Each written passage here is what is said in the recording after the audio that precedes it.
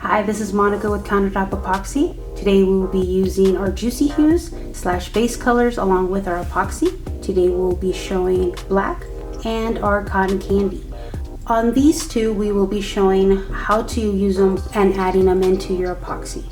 I did start with 15 milliliters just to show off on how little you can use and how much it will pigment your epoxy. With black, I'm just going to add a little dash of it. And you want to stir nice and slow. The good thing about these being liquid pigments is that if you happen to do a color test where we consider calling a stick test, as you can see that the stick is nice and covered. Next we will be using cotton candy. What we do recommend is when you get your jars, stir them properly.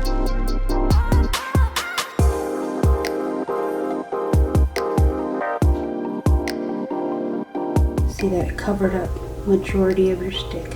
If you do see some edges, you could always add more. Because this one did not cover up the stick, I will add just a tiny bit.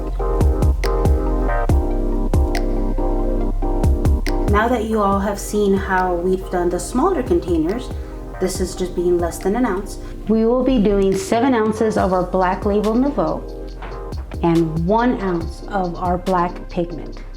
I will be just going to mix it in nice and slow. This is how you mix our base colors Juicy Hues into our resin. If y'all have any other questions, concerns, just give us a call or email us here at Countertop Epoxy or Faux Rizzle. Thank you guys.